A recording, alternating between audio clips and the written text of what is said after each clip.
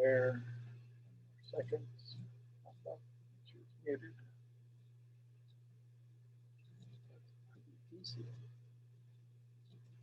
And muted. Hey, good morning, everybody. It is February 10th, 2020.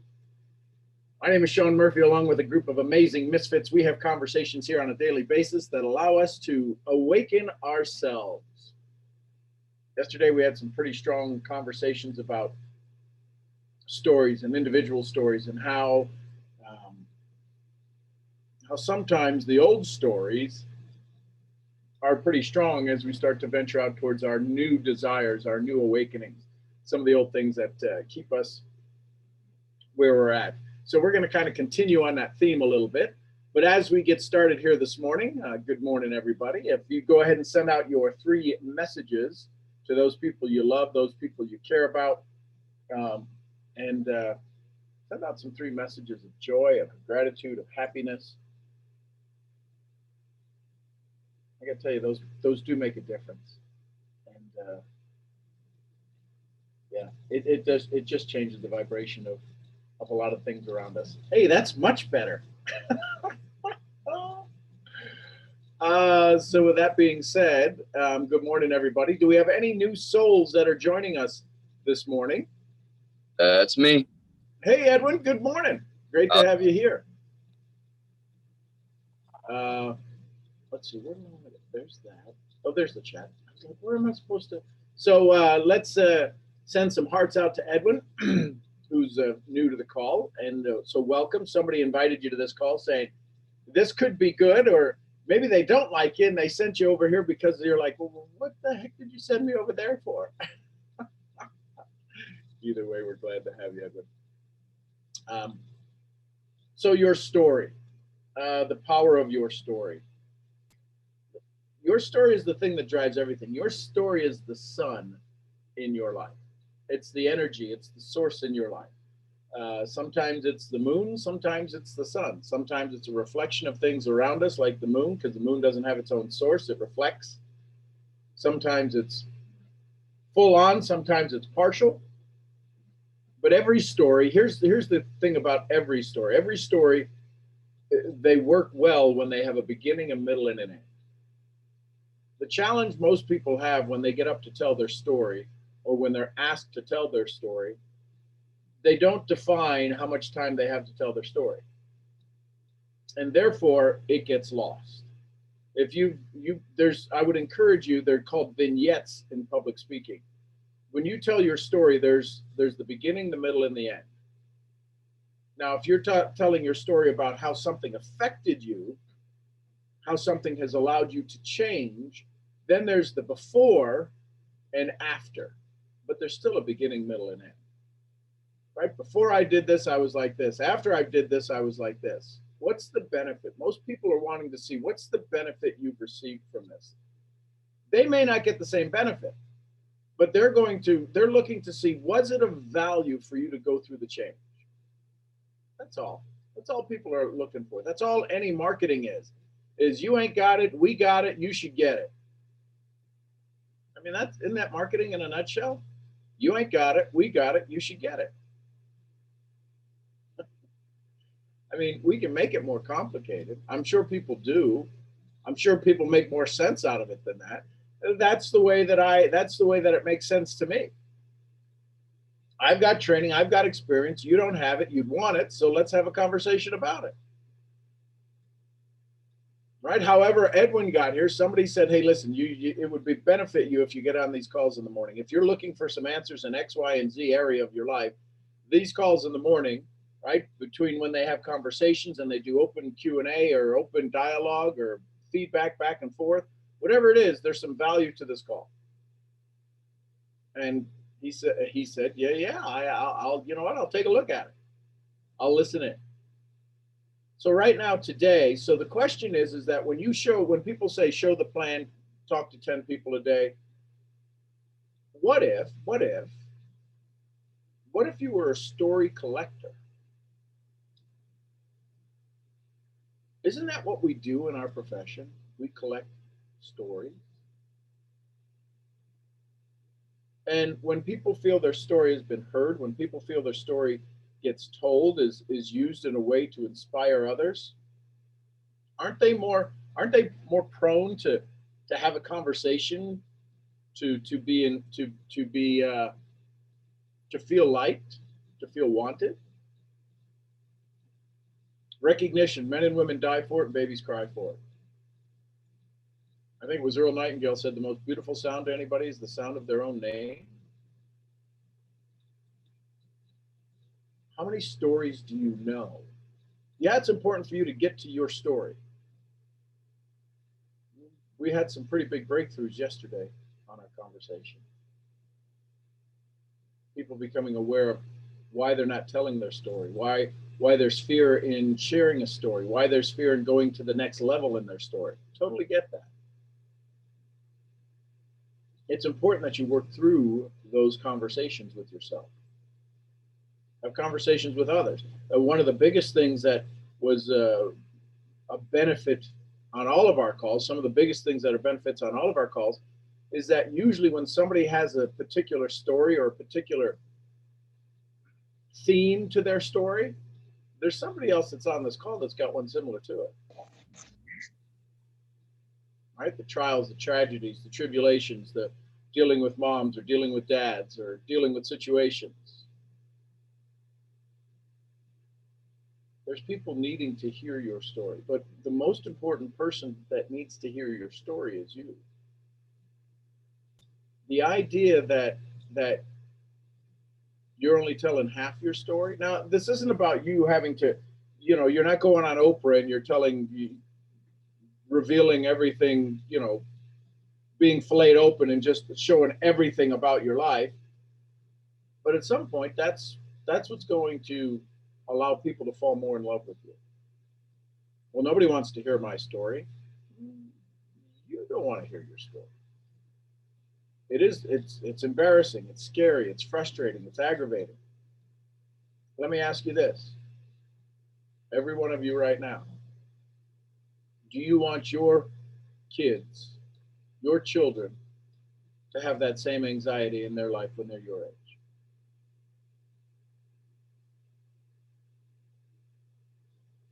If birds of a feather flock together, and if you're going to make up another human being and they're going to have half of your DNA, guess what's going to travel into their bodies, into their makeup?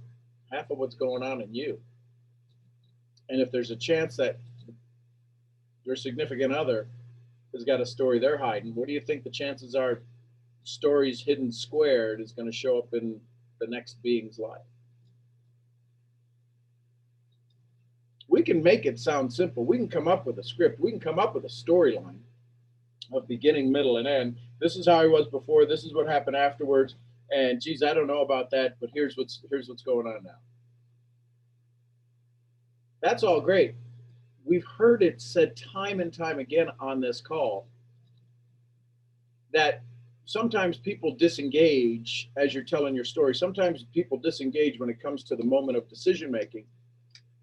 And some of you are realizing it's the essence of the words as you tell your story. Well, let me just ask it this way. How many of you know, whether they're close friends or not, how many of you know when your close friends are, oh, how do I say it nicely? They're lying. They're not telling the truth. They're pushing the envelope on what's real. If you've ever had friends that you knew absolutely told a fib to your face, type an F in the chat for fib. And how did you know that? How did you know they were telling you a fib? Because you could hear it in their voice. How many of you knew they were telling a fib, but man, they believed it? They believed it. You were sitting there going, you don't actually believe that story, do you? And they're like, what are you talking about? I'm telling you the truth. And you're like, you actually don't believe that. You can't be telling, you don't believe that, do you? You ever had that conversation with somebody? Then what makes you think you can sneak by on a prospect who is absolutely looking to find a reason to say no? Remember? when people ask a question, there's only two answers they're looking for: a reason to do it or an excuse not to. And what do you think they're going to really get excited about? Oh, by the way, little side note: when you think you're being smart and you put protein powder in your coffee, strawberry is probably not the flavor to put in your coffee. Oh, that is fascinating. Anyways, I detract.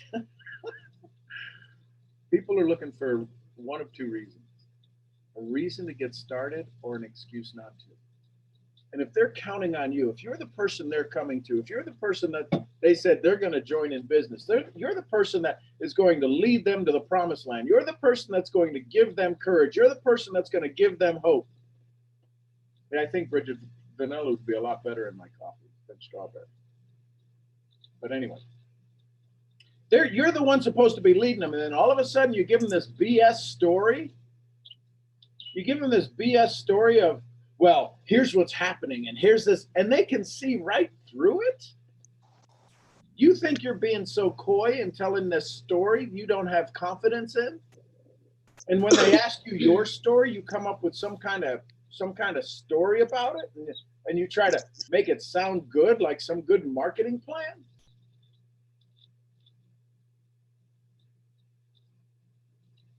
One of the biggest challenges we have in this profession, the reason people walk away with a bad taste in their mouth from this profession, I shouldn't say from this profession, from this hobby. There's a big difference between a hobby and a profession. Most people treat this as a hobby. They don't work on the things that are necessary to turn this into a profession for themselves. Because the possibility is so big, because the opportunity is so strong, be it whatever business you're in. Listen, if you're new to this business, I am building a large organization in Latin America. I probably am not in your company. Let me just say that. I'm probably not in your company. The reason that I share this with you, the reason I have this conversation with you is because it's time to level up. And too many people treat this as a hobby, and they spend very little time on the things that are important, that are the life skills. Some of y'all can tell me your comp plan better than you can tell me your story. That is fascinating. It's fascinating. You can tell me all about your comp plan more than you can tell me about human nature and people and your story. If I asked you, so if I wanted to get to $1,000, some of you could tell me exactly how to do that. When somebody asks me, how do you get to $1,000? I ask them, tell me what's the biggest challenge that you have now that's keeping you from $1,000? Well, I can't work anymore at my job. Okay, so what are you going to do different? Well, I need to find something different that would allow me to make an extra $1,000 in a month. Cool. What have you looked at? See, this is my opinion, right? For anybody that's watching this, anybody that watches the recording, anybody that goes off and tells their sponsor, oh, you're telling me how to do it wrong. Don't ever go say that to your sponsor. This guy, Sean Murphy, told me how to do it different. I ain't in your company. I'm not in your company. Don't go tell anybody I told you how to do this. You could say, hey, listen, I saw some different ways that might be of value, but decide for yourself. I'm not here to compete with anybody. I'm not here to compete with your upline or the last program you bought or the last event you were to. You only showed up here because somebody said this could be of value. This is what works for me and my community. Now, what's my credibility? Well, you can see on the screen behind me, 3 #1 best-selling books. Well, that has nothing to do with our business. You're right. But you look at what it is, you look at who I'm in the books with. Jim Rohn's business partner for 18 years. 7-time Emmy Award-winning newscaster. #1 music writer in Nashville. 3-time Emmy Award winner. Taylor Thompson. All of this to say, I've got some experience. It might work for you. When I ask people their story and they can't tell me it, that's a shame. It's really a shame because that's the only reason you're in this profession is to help people get a hold of their own story. Isn't that why you're prospecting them? To have them join your business? Is it to have them join your business to fail? I know that sounds crazy. But Sherlock Holmes said, if you eliminate all of the obvious, the only thing left is the potential answer. So if anybody's on here to get people to join you in business to fail, you're on the wrong call. But I don't think anybody's trying to do that. So if your responsibility is to get them to win, guess what's going to happen to their story? You'd be surprised how many people quit after they make their first chat.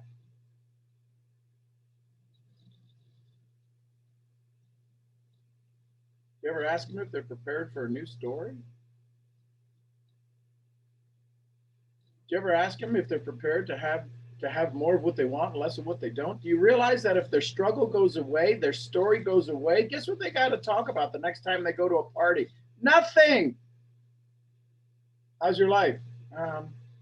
It's pretty good. All my bills are paid. Really? That's crazy. And now all of a sudden they become an oddball.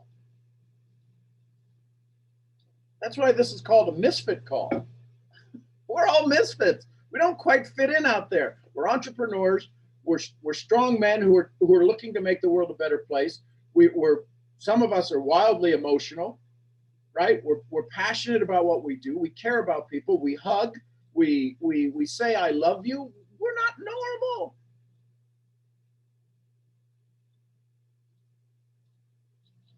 Your story is what's holding you right where you're at.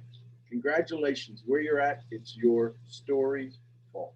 Good, bad, or indifferent. Good, bad, or indifferent. If you're living a good life right now, compared to what? Compared to somebody who's not living a good life. If you're living a bad life, compared to what? Somebody who's living a good life. Why is there this comparison? Your story's your story. We heard yesterday on the call, the reason some people get stuck in their story is because somebody of influence in their life may get mad at them. We may make somebody of influence who told us who we are, told us who we're supposed to be, is going to get mad, we feel they're going to be disappointed in when we tell the story of how they affected us. I get it.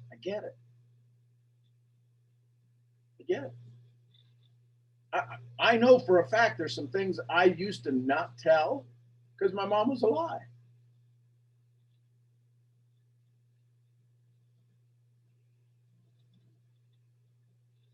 There's some stuff that was hard for me to tell because my brother's still alive. So I say all of that to say sometimes we go through these stories and we're worried about what other people think.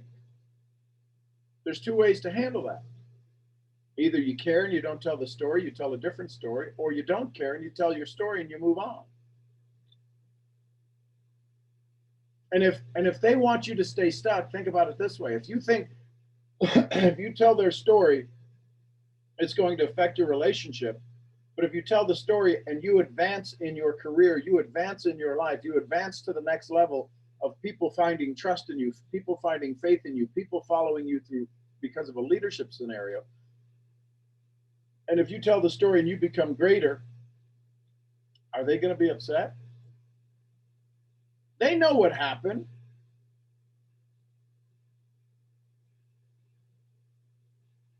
When is it time to take care of you? Just promise to do no harm. I know we say truth is truth and this, that, and the other. Truth is kind of truth is perception, right? What you now there's word. There's a word that there's law, there's rule, but truth sometimes can get a little funny. We have a conversation. You throw coffee on me. The fact is that you threw coffee on me. The truth is, I probably didn't want the coffee thrown on me. The truth is, you probably wanted to throw the coffee on me. Which one's true? What is your story needing? What is your story pulling on you? What is it? What part does it tug on you on a regular basis? What's that part that you're afraid to tell? Is it that you're afraid to tell, or is it afraid you're going to embarrass someone? Are you going to be embarrassed? This is why I would encourage you to find somebody that's close. Find a mentor, not a coach. You know the words to say. Find a mentor, somebody that will let you walk away with their wisdom, that will allow you the opportunity, who's not tied to you in any other way than, here's the tough part, through love. How many times do we find out that sometimes we're told to do things because it'll drive somebody's check? Sean, you're in trouble with that one. You're in trouble with that one. I'm telling my upline. Sean thinks you're having me tell my story to drive you a check. Careful how they answer. Listen, I know that. Here's how I know that. My first year was $80,000. My first year in this profession, 20 years ago. I've been in it for 22 years as a customer and fiddling around for 2 years. Thought it was an arm's reach away from cursing at you. But my first year was $80,000. My first year in the profession. Wait a minute. In debt. Because my upline was more worried about a check than he was worried about my heart. That's just a fact. So I got my PhD in network marketing my first year. I don't encourage anybody else to do that. So if you want to avoid an $80,000 debt your first year, $80,000 debt, that's out of pocket. That's not just spent and I had income coming in. That was with all of the income coming in debt in this business model, in this channel. Then I went back to the basics. I went back to the Zig Ziglar's line. What's Zig Ziglar's line that we say it? I hope we really grasp it. Help enough other people get what they want. So, your story, how does it begin? You got to pick a starting point. You can always amend it. You can always figure it out, add it, but figure out what's a 30-second story. What's a 1-minute story? What's a minute and a half story? I'm telling you, if you get these down, if you practice these, and you could advance it over time. But right now, if I were to ask you to stand up and give me a 30-second story, some of you could give me a 30-second story, but it wouldn't end at 30 seconds. I don't know that you practiced it enough. Maybe some of you can. But if I were to start a stopwatch and you were to do beginning, middle, and end, have you worked on it that strong? Do you know what a minute story sounds like? Do you know what your 90-second story sounds like? Do you know what your 2-minute story sounds like? Is it emotional? And do you have the emotional story? Do you have the business story? Do you have a story for the 5 areas of your business? Compensation plan, company, the market, the industry, leadership. Do you have your industry story? It could be books. It could be. But usually there's a beginning, middle, and an end. The reason why there's usually not a beginning, middle, and end. My why is to be a better dad, better husband. That's my why. That's why I get on these calls. That's why I do trainings. That's why I travel the world, is to be a better dad, better husband, to leave the world better. Every place that I touch, any place my fingerprints show up, is to make it a better place so that I can be a better dad and a better husband. That's not my story. My story is I started off selling corn off a hay wagon when I was 5 years old, barely made it through high school, drove by a lot of colleges, found this profession 22 years ago, thought it was an arm's reach away from purse snatching, took 2 years to figure out how is this business model even legal. My first year was $80,000. Wait a minute, in debt. Second year, I not only paid off that debt, but I started to build an organization. I started to build it with the philosophy my dad taught me from Zig Ziglar. Help enough other people get what they want, I'll get what I want. The last 22 years, my sales, my trainings and coachings and working with corporations, but also as a consultant. I've been vice president of sales of a $200 million a year network marketing company. By the way, my first job ever. Didn't know how to fill out the application.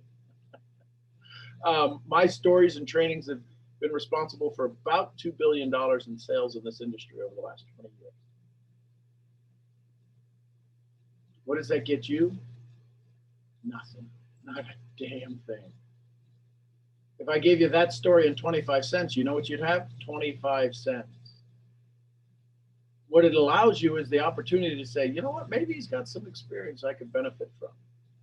I've stood on stage in 30 plus countries, been translated into over 40 languages, have 3 #1 Amazon best-selling books. All that in 25 cents gets you 25 cents. So that's my story. My why is to be a better dad and better husband every single day with every single breath. So I would encourage you to make sure that you, when somebody knows your why, does your why drive you? Does your why make you get motivated? Does it really? Listen, if you're not somebody that's a guy, being a better dad, better husband doesn't really relate to you. But can you translate my why? How many of you guys on this call, when you heard that, said, I want that? That would be a good thing. I could focus on that. I could get behind that. I'm asking you, how many of guys on here, type a Y in the chat if you're a guy and you heard that, you go, you know what, that's pretty cool. Not mine, but that would be pretty cool. I think I could work towards that. I think I could incorporate that in my day.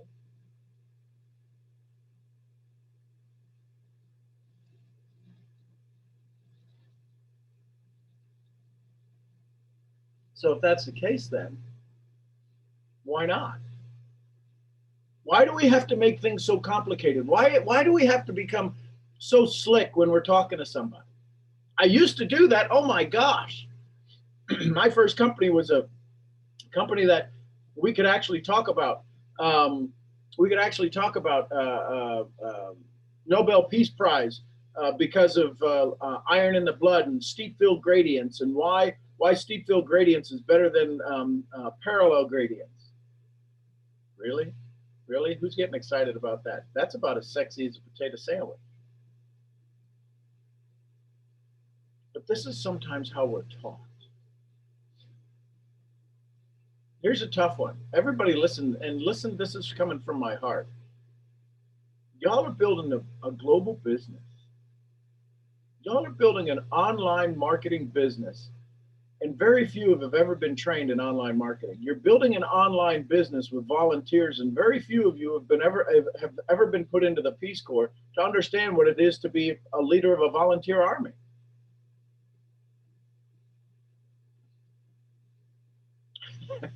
Hey, Brittany, a mini Sean. I love it. I love it too. But we've not been trained. That's kind of like somebody going to church once and now all of a sudden they're going to open up their own religion. What? I've got the book on the shelf. I've got the Bible on the shelf. It's here somewhere. It's here somewhere. But you know what? Let me tell you chapter and verse. Let me tell you how to read the Bible. You can't even find your Bible. Why are you telling people how are you telling people how to live their life when you haven't even opened up your own book?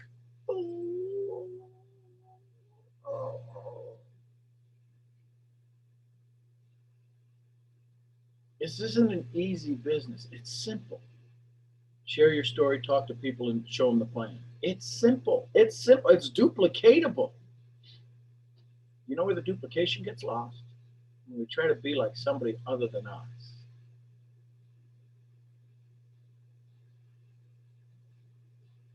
when we try to be like somebody other than us, what should be duplicatable is that if you be you, I be me. Teach me how to be me.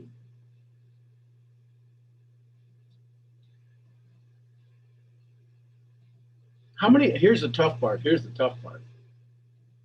All ready for this? How many of you can tell stories of people on your team? How many people of you can tell 20 stories of people on your team? How many of you can refer, can show people the diversity of people who are on your team?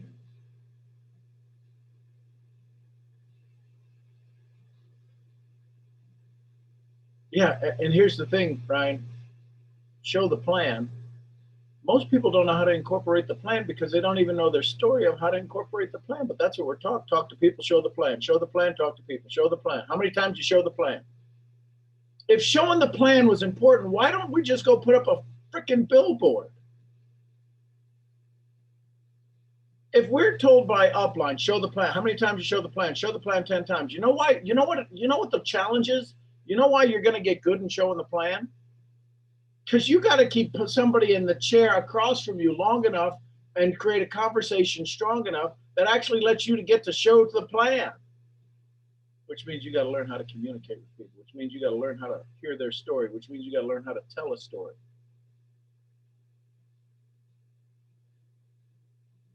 It'd be like me saying to a 5-year-old, chop down the tree. Well, how do I do that? Chop down the tree. All you do is chop down the tree. Just chop down the tree. You know how long it's going to take them to learn how to chop down the tree? First, they got to learn how to get an axe or what an axe is. They're going to have to ask somebody, well, how do I chop down a tree? Because this guy that told me chop down a tree didn't tell me how to chop down a tree. Show the plan. Ooh, that's all I got to do is show the plan? Yeah. Here's my comp plan. I'm showing the plan. Nobody's joining.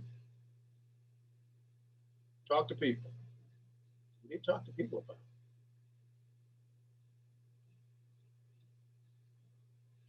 Let me ask you this. Let me ask you this. Everyone that's on the call, there's, wow, 97 amazing souls on the call. If you happen, how many of the people, listen carefully, how many of the people you're going to talk to that you will spend your time with, how many people will you spend your time with because you like them?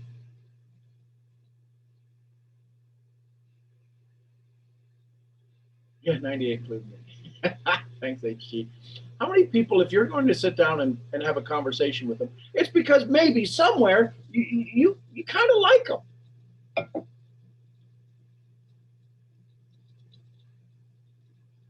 So if you kind of like the people that you're going to sit down with and have a conversation with, listen, here's the tough part. Listen, Linda, listen.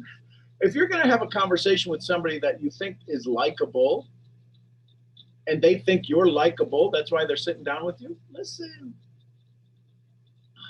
How long would you want the relationship to last?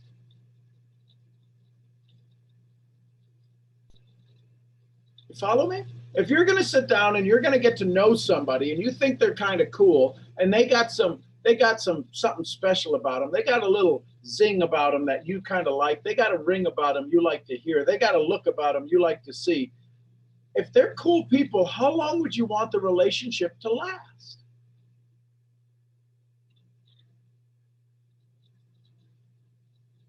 So if the relationship, HG says, as long as we're both breathing, why would you piss them off with an opportunity that you're going to lose them in a relationship?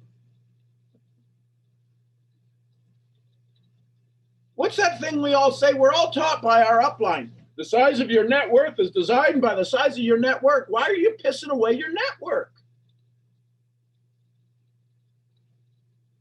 You know, there'd be some pretty big churches if the preacher wasn't just a jackass. Wouldn't there? How many of you have left a church because the new preacher come in and you didn't like the way he preached? He's preaching out of the same book. How many of you didn't like an upline? You were going to a national event and you knew somebody was going to, who's speaking at the event? Bob, Tom, Jim, and Joe. Joe's speaking? Oh my God, Joe's speaking? Let me know when Joe's speaking. I'm leaving the room. Come on. I know I get emails, I get texts. Some of your uplines, some of your uplines call me and go, "What are you doing on your calls?" I go, "Listen, it's volunteer. Nobody's paying for it. They're not on a membership. They can leave whenever they want." You know how much reprogramming I'm going to have to do? Whatever. Not my problem. Not my story. Not my story. What's this? Anybody know what this is, right? Anybody ever seen this? Who knows what this is? The world's smallest violin playing My Heart Bleeds for You. If you're going to sit down with somebody and you think they're cool, you think they got a little chutzpah, you think, man, this is somebody that's awesome. I need this person in my life. Why would you piss them off showing them the plan? People do business with who? People they know, they like, and they trust. You know why people stop hanging around you? Is because they don't trust that they're going to have a good time around you. Ooh, snap. What if over the course of the next 6 months, you had people who are absolutely reaching out to you on a regular basis, saying, "I need your help"?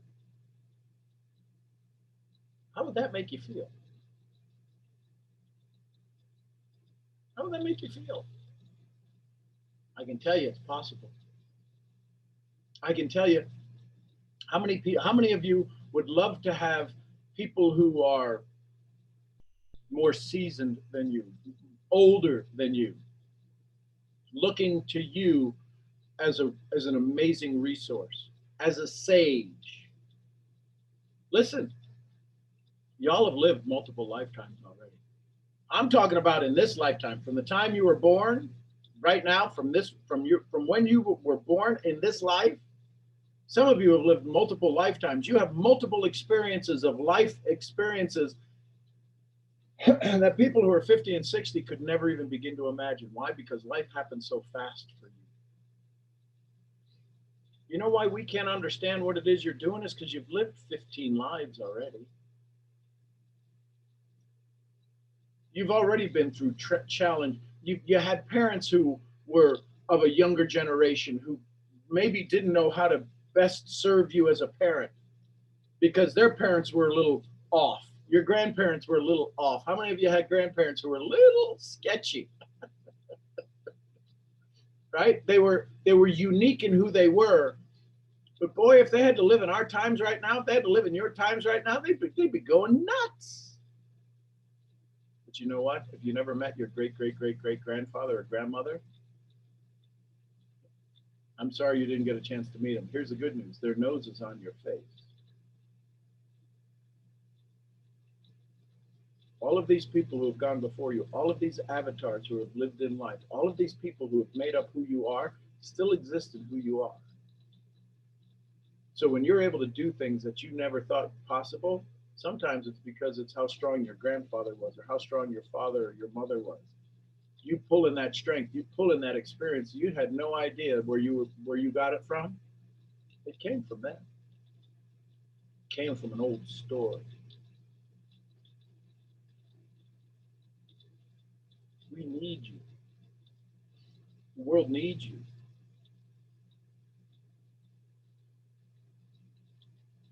How many people out there?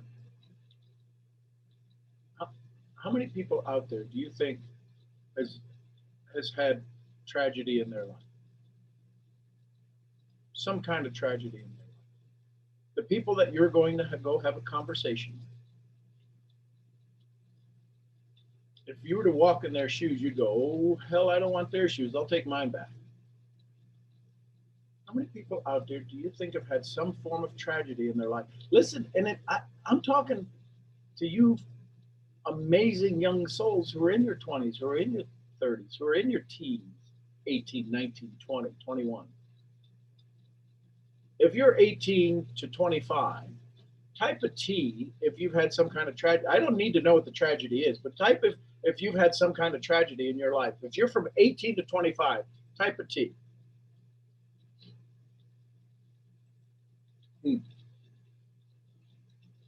Now, some of you are saying, well, wait a minute, my life really hasn't, I haven't had that bad of an issue.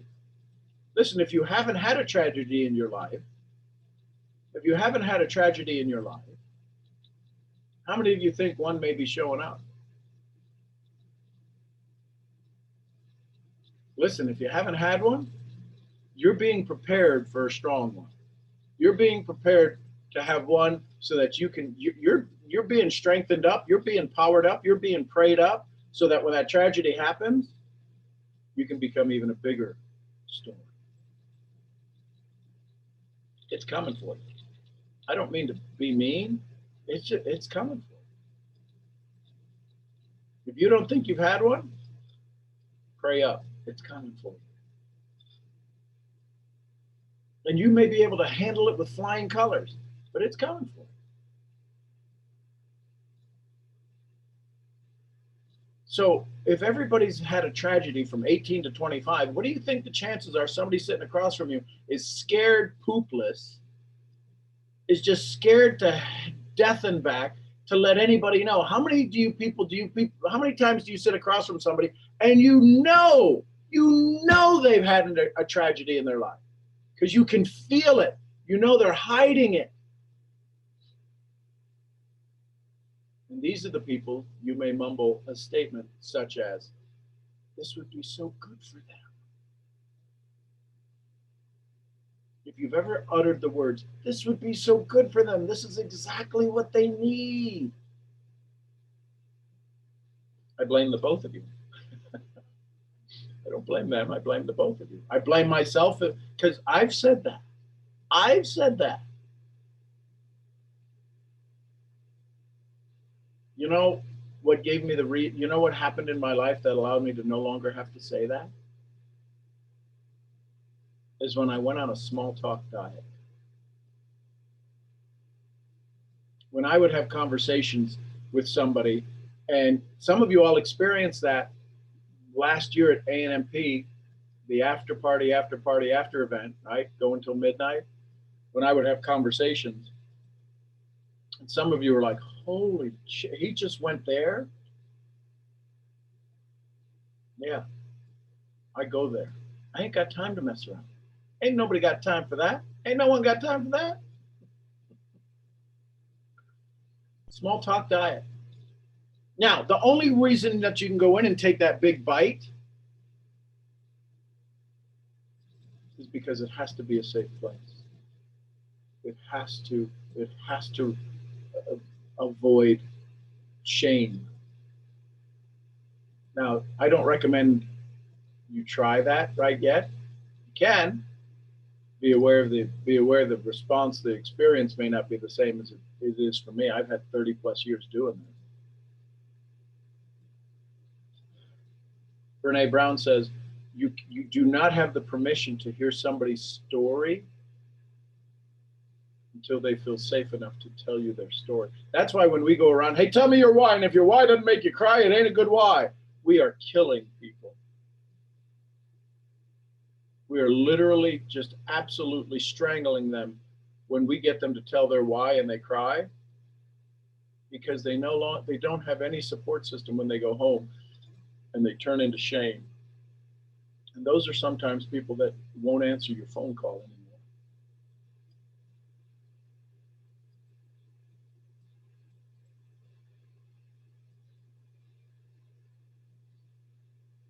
So, what is the story that you're still hiding?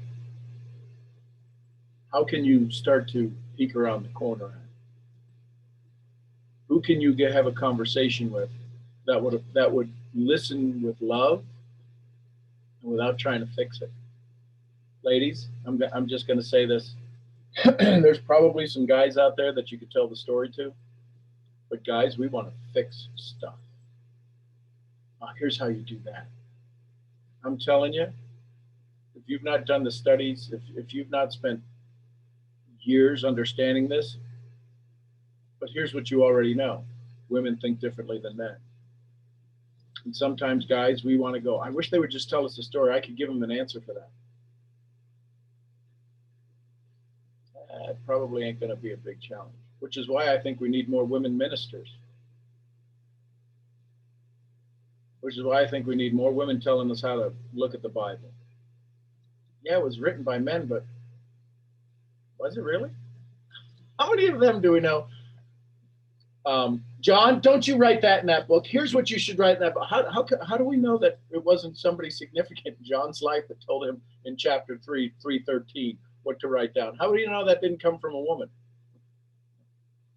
How do we know that? I don't know. So here's my point. As you go through this day,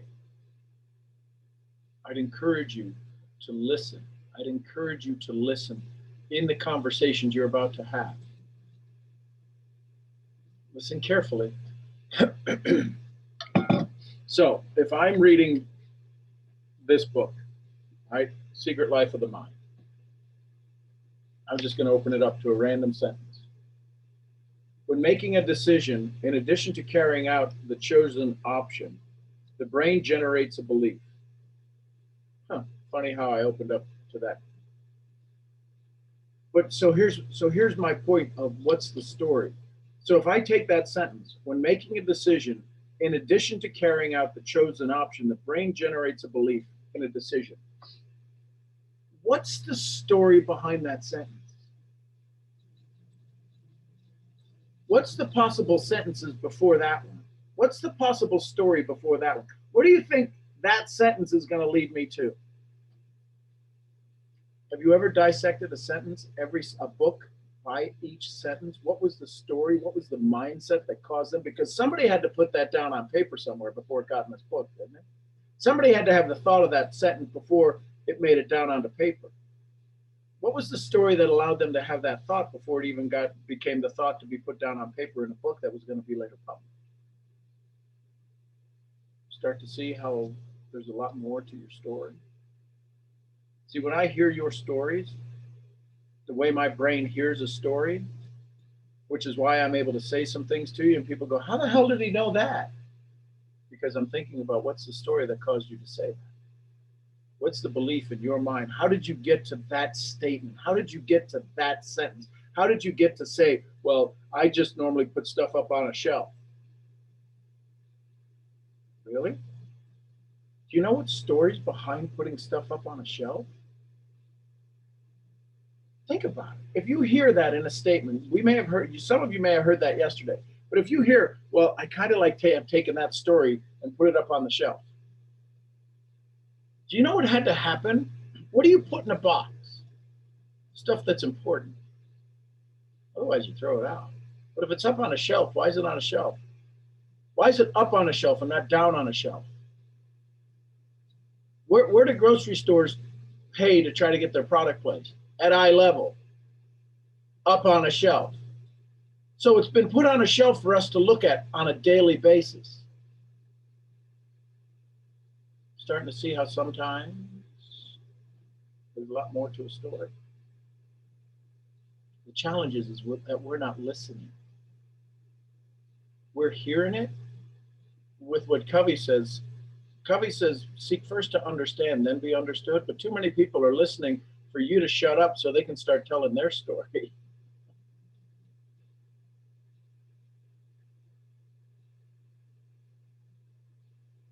If we just listened, if we just heard, if we just, when somebody says, well, Sean, what do you have to say about that? I'm sorry. I was too enthralled in the story. People sometimes will say to me on the phone, are you there? Uh-huh. Yes. Oh, I thought I lost you. No. I'm still digesting this amazing story, and I'm weaving the tale back to see how it actually, where's the origin of that story? See, when you go into the study of a book, the study of Stoicism, the Bible study. I've not been in a Bible study course, but sometimes I hear people tell stories about it. They'll read a line and they'll go, well, where did that come from?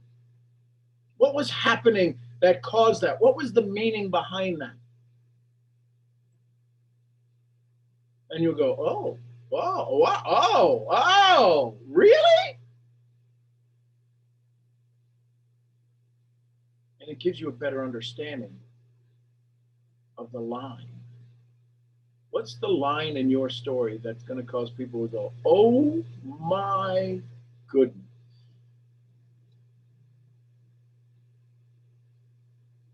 Yeah, and Latoya, a million of interpretations from Run Scriptures because we're putting the human into the word. And I think it's the word is just supposed to be the word. It's when we do the millions of interpretations. How many times do we interpret a story to our liking so that it's good for us? I said clean your room. Ugh, I want to clean my room. When we come up with 1,001 stories why we shouldn't clean our room, why we should write our story, why we should exercise every day. We come up with 1,001 interpretations of why we shouldn't drink water every day. We come up with 1,001 interpretations of why we shouldn't invite somebody into our inner circle every day.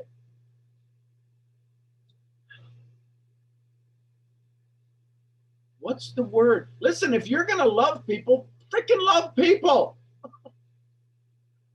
Don't love a portion. I like them except for when they're like this. I loved my mom when she was drunk and when she wasn't drunk.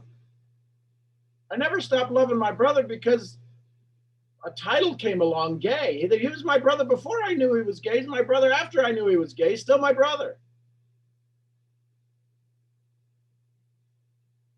My sister-in-law, I still love her. Sometimes we say words we wish we could retract, which is why I've become very careful with any word that ever leaves my mouth. The words may be forgotten, but the feeling never is. What's your story? So I'd encourage you today as you go through your days, listen to the stories. See if you can't hear the stories while they're talking. You know how sometimes in the movies where you're watching something and all of a sudden it turns into like that wavy kind of figure and it goes back to childhood or something? Here's a tough one. If you all are ready to have a wildly amazing experience, I'll give you an exercise to do. Type an E in the chat, and if enough people type an E, I'll give you the exercise. It's a tough one. It's a tough exercise. Oh, look at that. My cup is gone. Woo.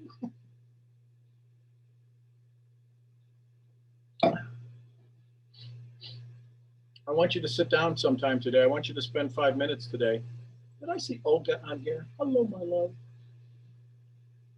Hey, listen, and thank you, everybody who's on this call. 99 of y'all. Y'all are amazing. Just absolutely amazing. Here's the tough exercise. Here's a tough exercise. I want you to write down in your journal what it was like when your dad was 5 years old. What was your dad doing when he was 5 years old? Just pick a day. And write down what you think your dad was doing when he was 5 years old. Pick a day when your mom was 5 years old.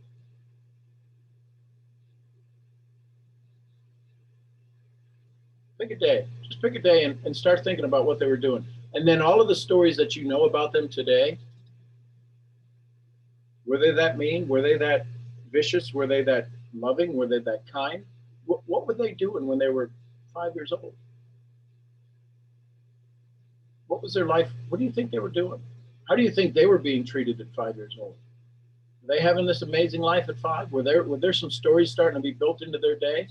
Not saying you got to forgive them for anything. They are who they are. They were where they were. They did what they did. But I'd encourage you, when you start to look at things, change the way you look at things, and the things you look at change, Dr. Wayne Dyer said, maybe they only could do what they do because that's all they could do. The question is, what are your kids going to say about your 5-year-old?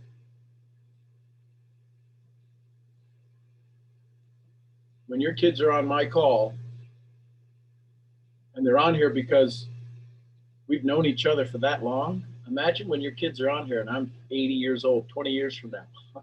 That's not 20, I'm 70 years old, 20 years from now. And they're listening to Sean's call. And it's episode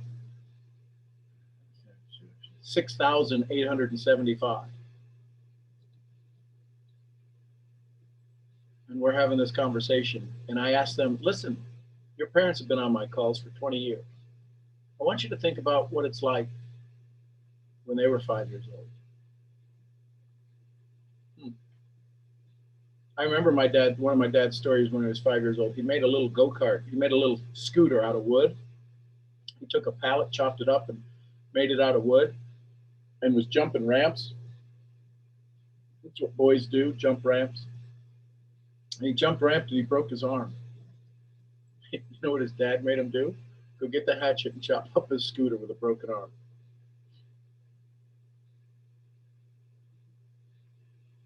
I remember that. I know that story. I can tell you what the wood looked like because my dad told me the story. Why? Because he was 40 when he had me. When I interviewed him before he left, that story was still vivid in his life. So sometimes the way he disciplined by not doing anything is because he knew what it felt like to destroy your dreams. He didn't want to do that. What's the story? What's the story you would tell about your parents when they're 5 years old? Would it change the way you look at them? Listen, it doesn't change whether they were mean to you, whether they did bad things to you or good things for you. What was their story when they're 5? You got to realize the rest of that story the one that you remember now, the one you remember now, they learned that. That wasn't who they were at 5 years old. They learned that somewhere that got into their life. Somewhere they got behind the 8 ball. Somewhere somebody challenged them to be something they weren't designed to be. I don't know. Change the way we look at things. Things we look at change.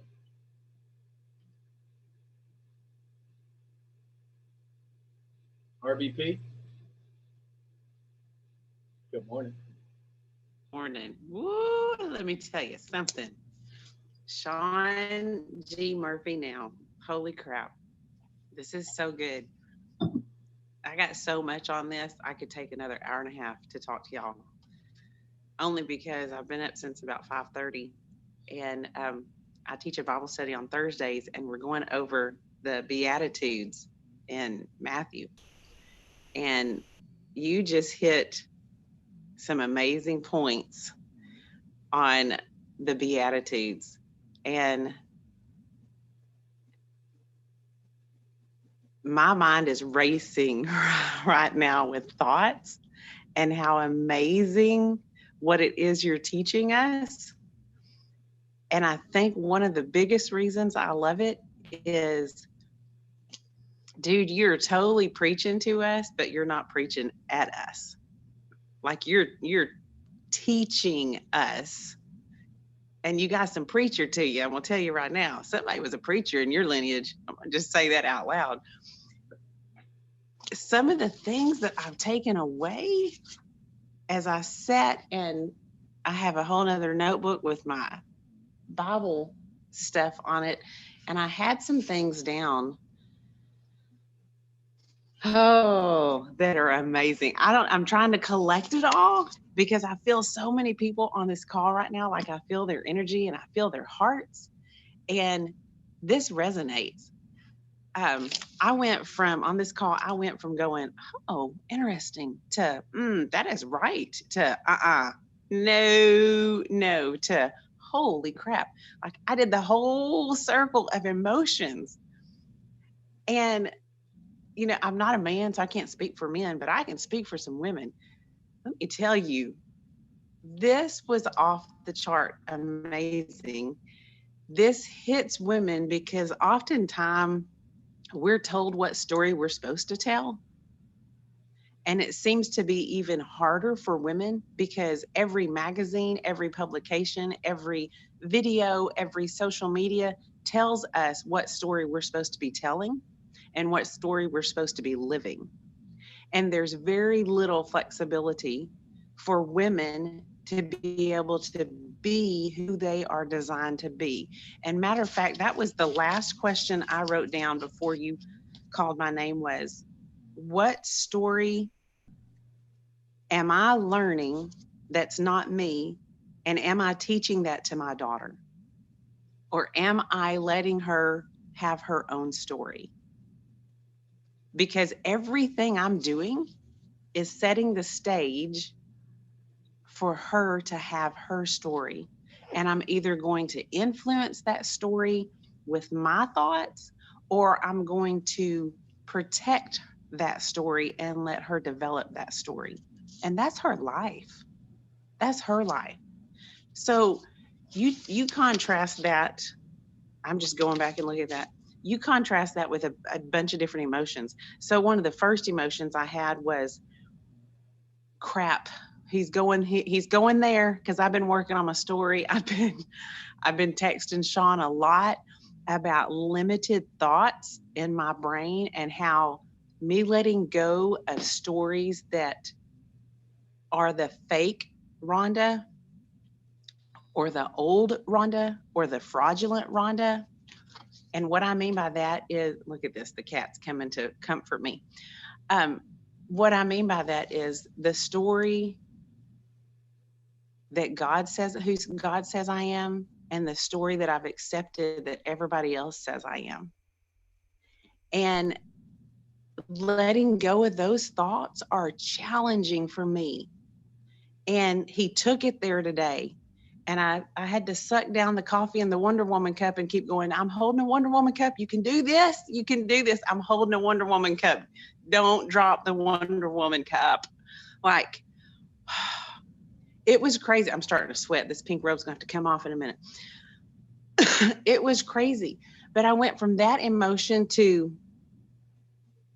how many times, and Sean, I told you this the other day, how many times have our uplines, or those that we admire, tell us, show the plan 10 times, get a bunch of no's, you're going for no's, and you get 20 no's, 21 will be a yes.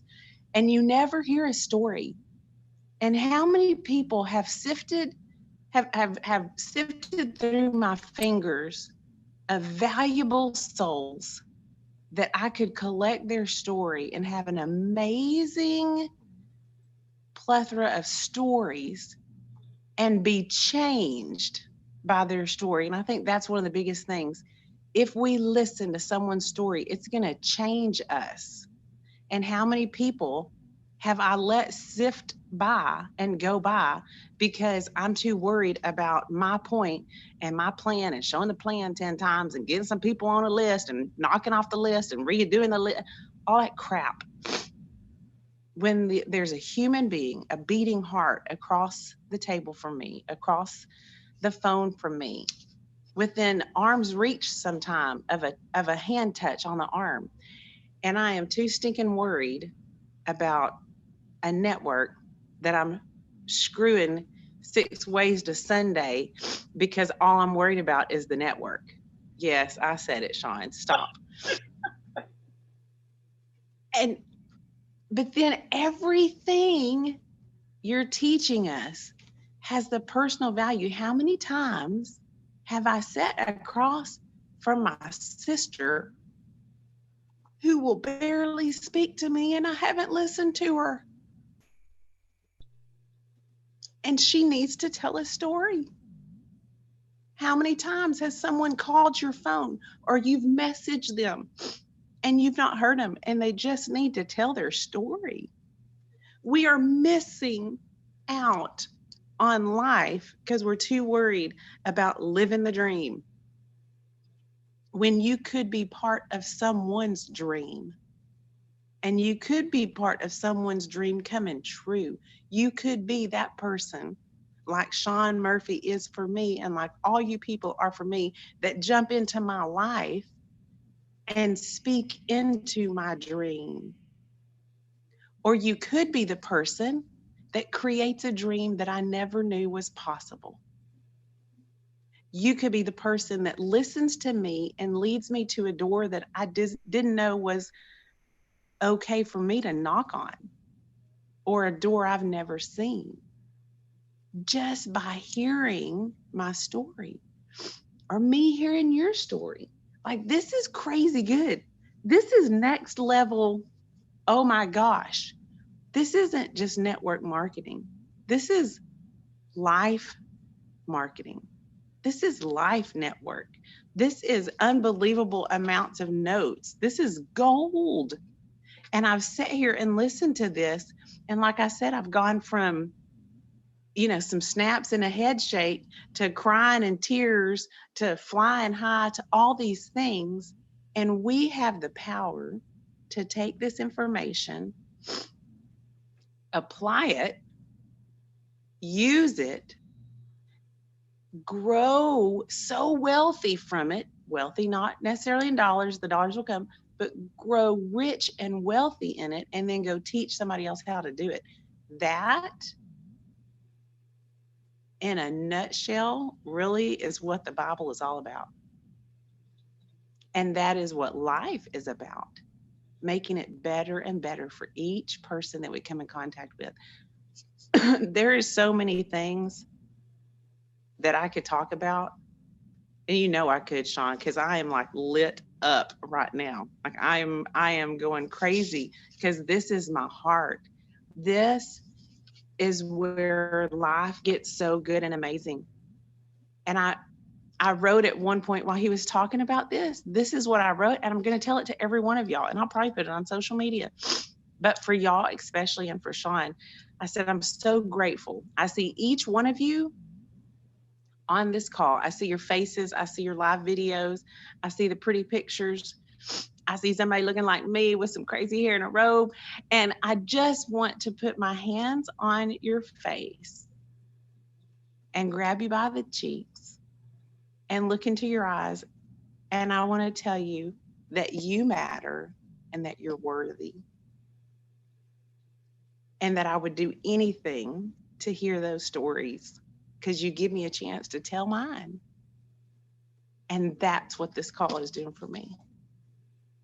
So there you go. How about that in a bag of chips? So I love y'all. And we love you too, Ron.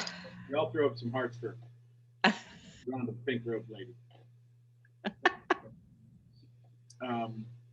And this is why I asked Rhonda to share, because I'm getting to know her heart. Know it. I'm getting to know it. I get to see more layers of it. But it's because we need that. And listen, guys, it's brilliant marketing on my part. Let's just be clear. When I ask Rhonda to share, it's because I need that. And she said exactly what I was saying, but all of the ladies are going, oh, you are so on point. That's so much sense. And I have to sit here with my guy ego going, but you're right. It absolutely makes sense. I even hear it differently.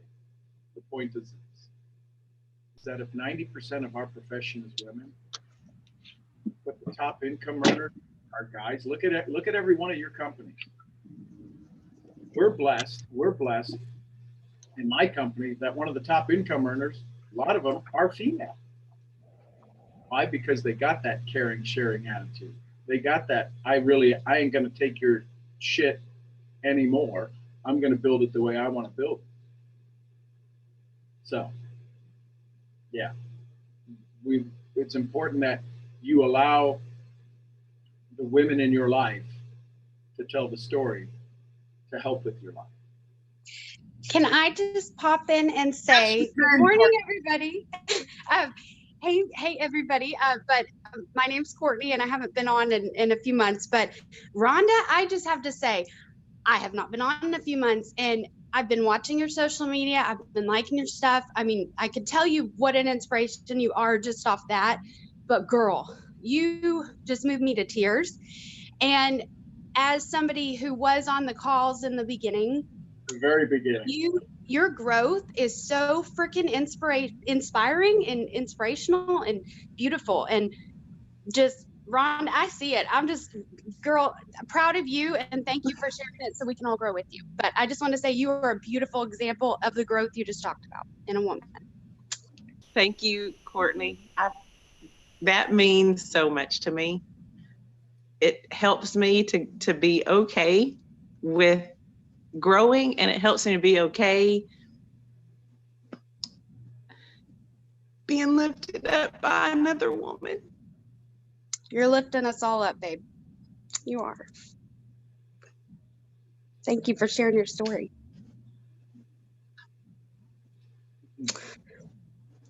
If I may, Rhonda, you're not only being looked up by women, you're being looked up by the world, by men, by kids, by everyone who sees how inspiring your ideas and your mindset is and how you motivate everyone to keep on growing.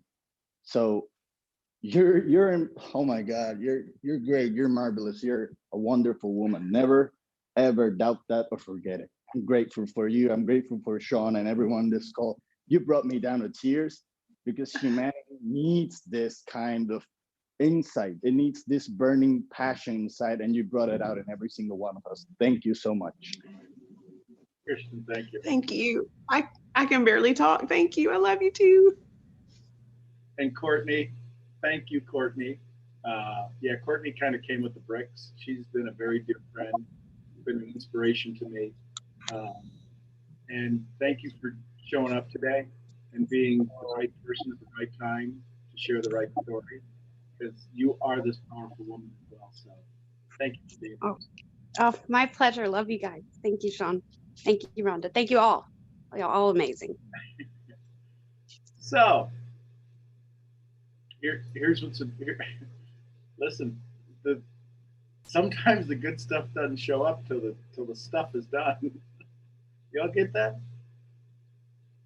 It's how many times have we said in our profession, it's never the meeting, it's the meeting after the meeting. Some of us aren't showing up for the meeting after the meeting. 82 of you are still here. You're here for the meeting after the meeting.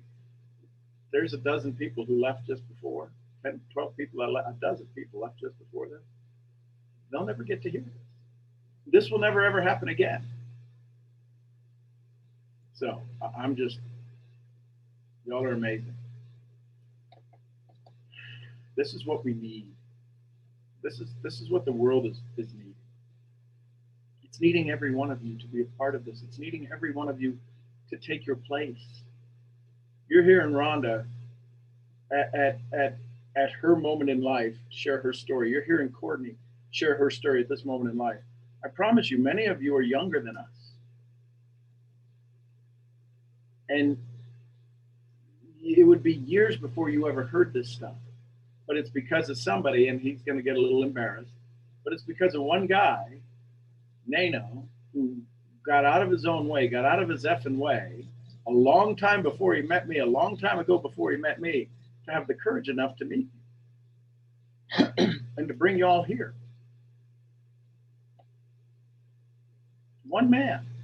And if you don't think you're not that man or woman, you are. You know what the sign of great leadership is? Is being able to put your team into somebody else's leadership and let them experience it. I need you to hear this.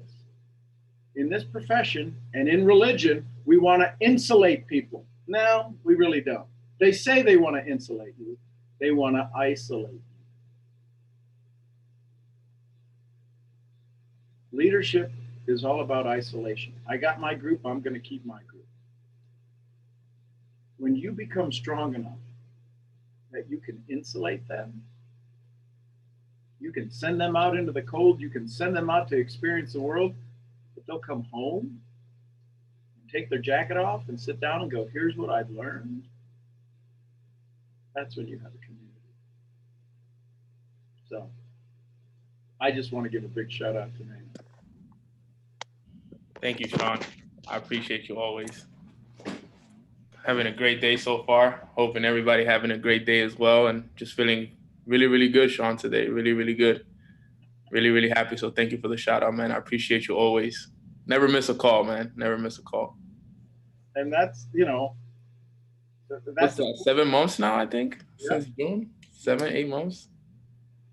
And it's funny because I see Rhonda's growth too. And it's like, you know, that's why consistency is so important. You know, they talk about, you know, every day, but are you on the calls every day? Are you taking notes every day? Do you have your journal with you every day? You know, and the ones that apply it, you know, are the ones that see the results. And seeing Rhonda's growth just inspires me to continue to go too. Cause like, yo, she's growing, so I'm growing.